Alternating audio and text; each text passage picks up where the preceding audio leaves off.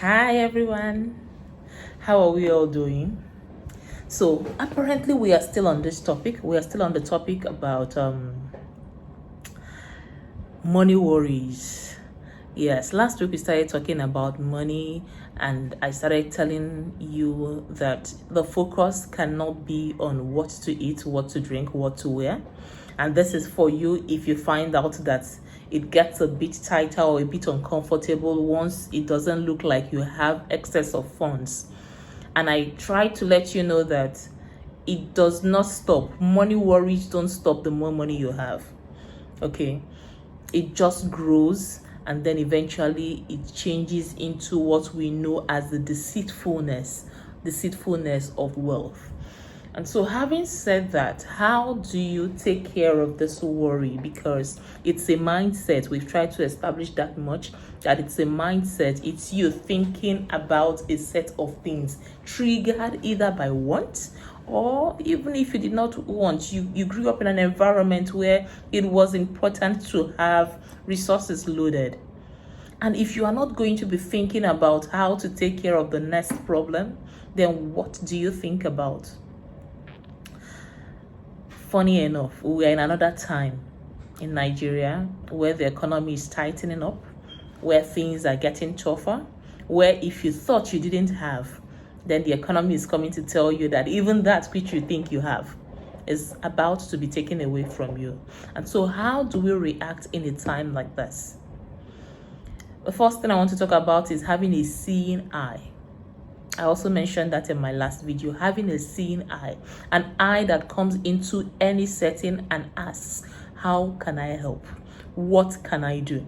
By a seeing eye, it means that at every instant you are wondering, what can I do to make life better for the next person? You are not thinking about, what do I stand to gain? You look at every scenario and you think, there is something I can add to make this better, because the world responds to the person who comes bearing gifts. The world feels better about the person who is giving. Okay, in the social media space, a lot of people are there. A lot of people are there watching people who have something to give. And the fallacy is thinking that there is nothing you have to give. In the past few weeks, I have seen people come to even this social media space with all sorts of giftings.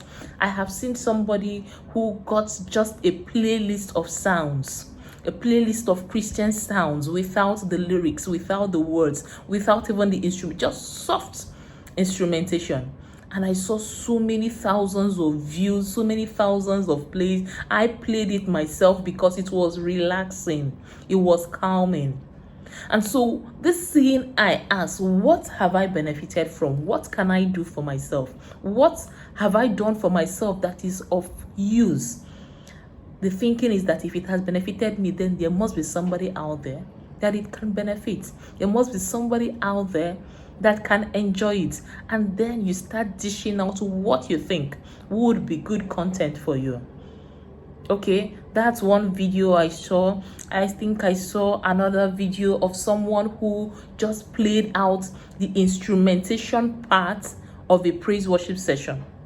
That is, they were in church and the people singing were singing, and then just the instrumentation, the guys playing the instrumentation, how they move from one chord to the other. There was a recording of it, and it was blessing lives by the number of people. So when we think about purpose, when we think about the kingdom of God, when we think about what can we do, it's a bit shrouded in mystery. It seems like it's one big thing that, I get into my purpose. But if you figure out one way that you can help somebody else, or if you think about something that has been of benefit to you, and then you repurpose it and start dishing it out to people, there you are.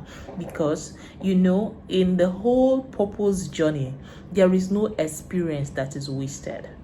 Everything you do, everything you have done, it comes to add to who you are, and it makes you a better person to be in a position to bless people. And so do not disregard the place of helping. Do not disregard. In fact, the important thing is that in life we are designed to help.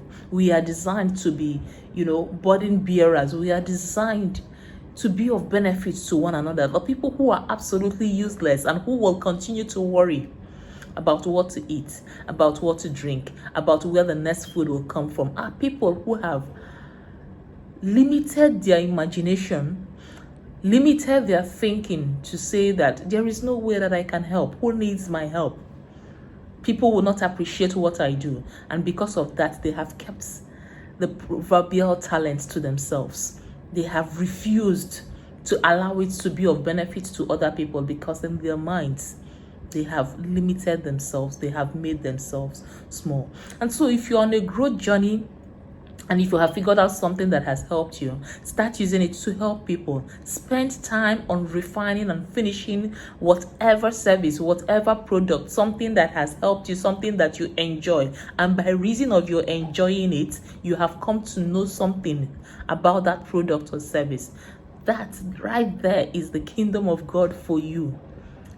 Right there is you figuring out how can this be of service to the people in my vicinity where I find myself helping.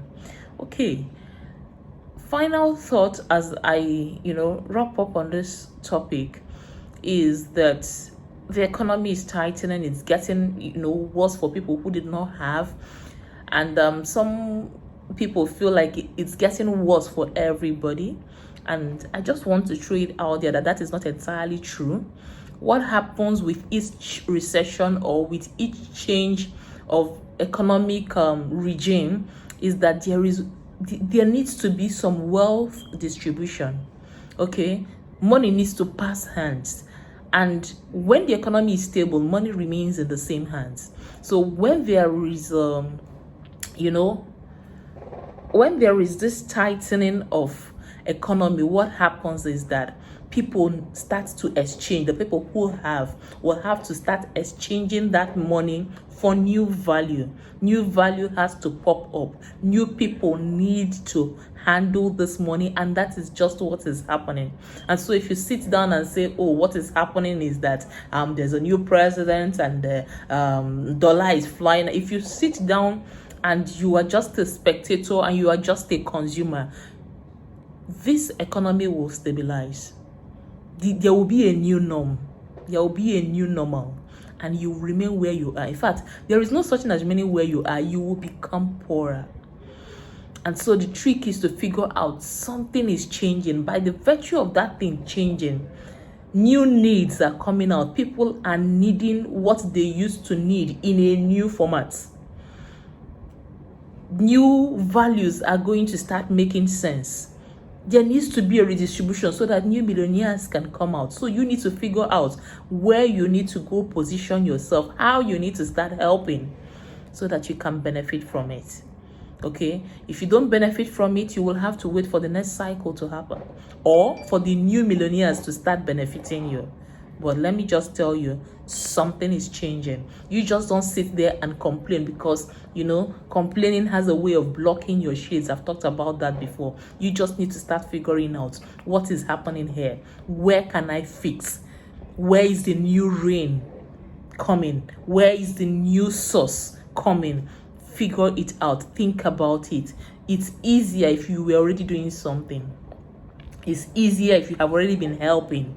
So it is from that place that you can have insight into what area in the places I have helped before will need more help. And if you have not helped before, if you have not been beneficial to anybody but yourself in the past, you need to start. It's not late. Thank you very much.